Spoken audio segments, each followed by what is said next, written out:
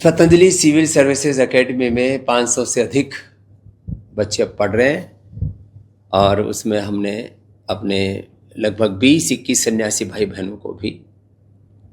इस यूपीएससी की तैयारी के लिए लगाया है कि जिससे कि सन्यासी के भीतर का भी पूरा जो एक बौद्धिक सामर्थ्य है,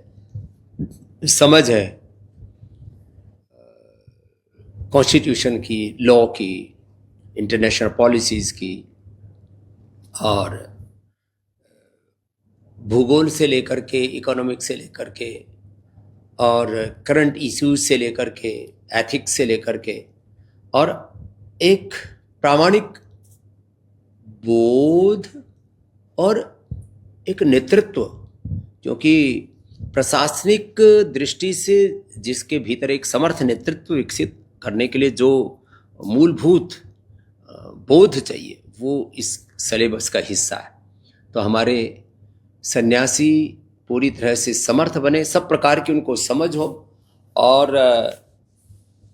जब उनको अपनी सेवाओं के दौरान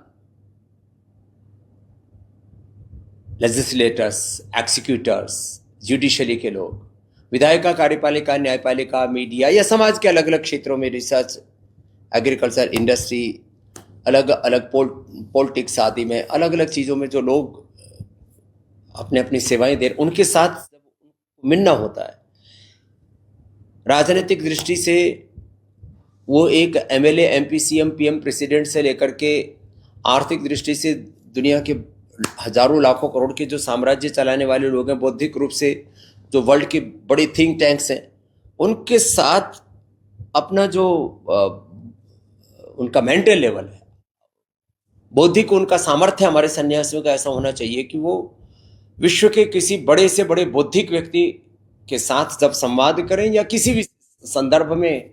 विमर्श करें तो उनसे कमतर ना रहे हमारे सन्यासी। एक तो ये उद्देश्य है इसका कि हमारे सन्यासी इतने समर्थ बने और पूरी दुनिया में ये एक संदेश भी जाए और पूरी दुनिया को एक सन्यासी को देखने का नजरिया भी बदले। इसलिए हम अपने बहुत ही समर्थ, बहुत ही विद्वान और जो बहुत विदुषी हैं हमारी, ऐसे बहुत ही प्रतिभावान अपने सन्यासी भाई बहनों को इस यूपीएससी की तैयारी में हमने समाहित किया है। दूसरा, इसके पीछे एक और हमारी भावना है कि सन्यासियों के प्रति अभी भी ढोंग, आडंबर, पाखंड और बहुत प्रकार का एक कचरा भर गया है सन्यासियों में। तो एक हे दृष्टि का भाव अभी भी बहुसंख्यक लोगों के मन में है। तो सन्यासी के प्रति पूर्ण आदर गौरव का भाव कि सन्यासी कोई पलायनवादी नहीं है। सन्यासी जो भी संकल्प करे वो हो सकता है और आवश्यकता पड़ने पर वो किसी भी बड़ी सेवा का निष्पादन कर सकता है निस्वार्थ भाव से, प्रामाणिकता के साथ। और जब कुछ सन्यासी, अब तो होना ही है, ये 2 साल के बाद पूरी दुनिया देखेगी, जब कुछ भी सन्यासी कितनी संख्या में हो, चाहे वो 10 हो, 20 हो, कि वो जब 100% प्रामाणिकता के साथ कार्य करते हैं तो एक नजीर बोलते हैं उसको, एक उदाहरण, एक लोगों के सामने एक आदर्श प्रस्तुत होता है कि अरे आईएएस होना चाहिए तो ऐसा होना चाहिए, ऐसी ईमानदारी, ऐसी पारदर्शिता, ऐसी कार्य प्रणाली कि जो 100% जो कॉन्स्टिट्यूशनल वैल्यूज है, जिनको हम democratic, constitutional, human, moral values बोलते हैं, स्पिरिचुअल वैल्यूज बोलते हैं, उनके आधार पर 100% कोई व्यक्ति कार्य कर सकता है। इसका एक आदर्श प्रतिमान हमारे सन्यासी घड़ेंगे। इस भाव चेतना के साथ हमने अपने पूज्य इन सन्यासियों को भी, पूज्य हमारी श्रद्धामयी सन्यासिनी बहनें और हमारे पूज्य सन्यासी जो बहुत ही समर्थ हैं और बड़े बड़े उत्तरदायित्वों का इन्होंने निर्वहन भी किया है, उनको इस सेवा के लिए हमने समर्पित किया है, उनको भी इस एक बड़े अनुष्ठान में समाहित किया। और इनके होने से इस अनुष्ठान का, इस अभियान का एक बहुत बड़ा कार्य है। इसका पुण्य, ये इसकी यशस्विता और बढ़ेगी और यह भी शायद पहली बार हो रहा है। मैंने कई लोगों से पूछा जिन्होंने IAS IPS आदि की जो अकेडमियाँ शुरू की हैं पूरे देश भर में, किसी ने 10, किसी ने 25, किसी ने 50, किसी ने 100 लोगों के साथ शुरू की पहली बार में ही। और जबकि हम लेट हो गए थे, इस बार लेट होने के बावजूद भी, और मात्र 20 दिनों में यहाँ 500 से अधिक समर्थ व्यक्तियों का आना, और उसमें भी बराबर की संख्या में भाई बहनों का आना। ये तो ज्यादातर जो है ये मेल डोमिनेटेड पूरा एरिया है, फिर भी इसमें पतंजलि का एक सुरक्षित वातावरण और यहाँ का जो भरोसा है उसके कारण से, और सारी बातों को, सारे ध्येय को देख करके 50% से भी कुछ अधिक ही होंगे, 52-53%। उसमें बहनों की भागीदारी,